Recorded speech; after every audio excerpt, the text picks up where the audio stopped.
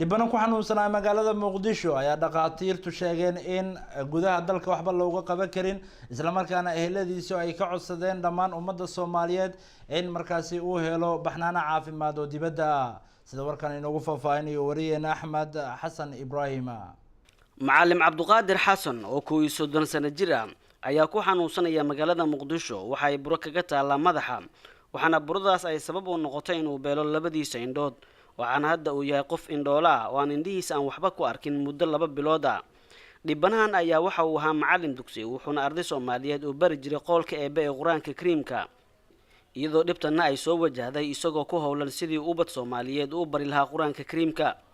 Macallim Cabduqaadir Xasan waxa laga keenay baadiyaha magaalada Buuhoodle waxaana la geeyay dhowr isbitaal oo ku kala yaala Hargeysa iyo Muqdisho laakiin nasiib darro waxay dhaqaatiirtii loo geeyay ay sheegeen in aan waxba looga qaban karin dalka gudihiisa taas oo micnaheedu yahay inuu u baahan yahay baxnaano caafimaad oo dibadda ah. Ehelka dhibanahan ayaa sidoo kale sheegay in Cabduqaadir Xasan uu yahay hadda qof aan awoodin inuu istaago waxaana xanuunkiisa uu yahay mid ka sii daraya sida uu sheegayo walaalkiis oo muuqaal baahiyaha SomNews TV la hadlay. السلام عليكم ورحمة الله وبركاته وأنا سلام يا تذكر الصومالية وعلىها مجاعي وعبدالغني حسن ومهد وحان جوجا مقالة مقدشو نكا حنوصنا يا درتانو لي هذا عبدالقادر حسن ومهد دادي ستهاي صدني يا هل سنة أيام كاني حتى كهر وحان قادني هرجيسة وحبوا اللوجا قبل وايي وحول شيء قبل كسول دقمة بوه البادية هيدا حتى وحاكن مقدشو وحبوا اللوجا قبل وايي حالة دي سد بد مويه دل وحبوا اللوجا قبل مايو xoogaygu haysteeyona waxay isbitaalladaas ilaa Hargeysa ka Muqdisho ay ku dhamaadeen walaalada Soomaaliyeed waxaan ka codsanaynaa ninkaasi bareelaha ah oo in la kiciyo mooyaan kacayn oo leeyahay madaxa buraha kaga taala madaxii buradii ka baxdayba indhihiina wuu beelay markaas waa ninkaas hadda iska bareelaho in la qaado mooyaan kacayn walaalada Soomaaliyeed waxaan ka codsanaynaa inay soo caawiyaan ninkaas oo soo caawiyaan anagoo walaalihiisa ayaan ka codsanaynaa meel kasta joogaana way salaameynaa. Ehelka dhibanahan ayaa sidoo kale sheegay in Cabduqaadir Xasan uu yahay hadda qof aan awoodin inuu istaago waxaana xanuunkiisa uu yahay mid ka sii daraya. waan salaamayaa dhammaan ummadda Soomaaliyeed iyo muslimiinta waan salaamayaa magacay waa Cabdiraxmaan Xasan oo mahad magan waxa weeye waxaan halkan ku haynaa walaalkay Cabdiyare Xasan oo mahad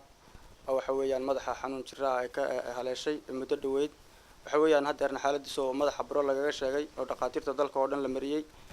la sheegay dalka inaan waxba laga qaban karin oo xaaladiisu dibad u tahay waxa weeyaan ninkaas oo dhaqaale wixii maartay loo hayeen waa ku bixeen waxa weeyaan aniga iyo waxa weeyaan nin kale ayaa maartay hayna oo iskaga rafaadsan oo inta isku bedbedela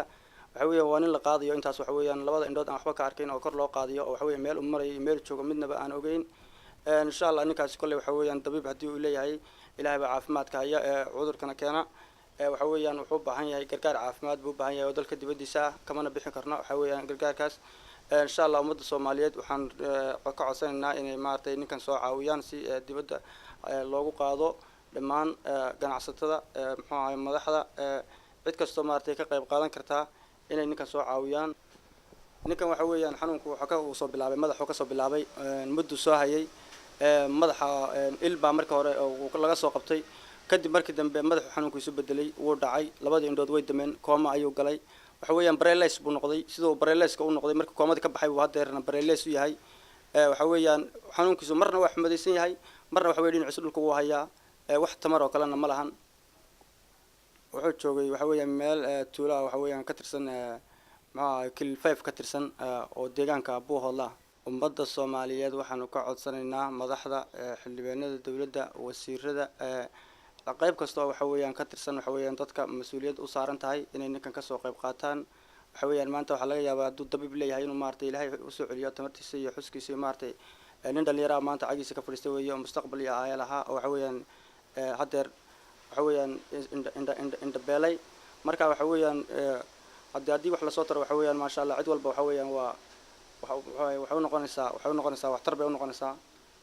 inkastoo xanuunkan uu dareemi karo qof walba oo bini'aadan ah haddana waa qadar ka timaada xagga Alle waxaana ehelka dhibanahan ay dadka Soomaaliyeed meel walba ay joogaan ay si naxariis la ugu codsadeen in garab laga siiyo sidii uu baxnaano caafimaad u heli lahaa walaalkan Soomaaliyeed ee ku xanuunsanaya magaalada Muqdisho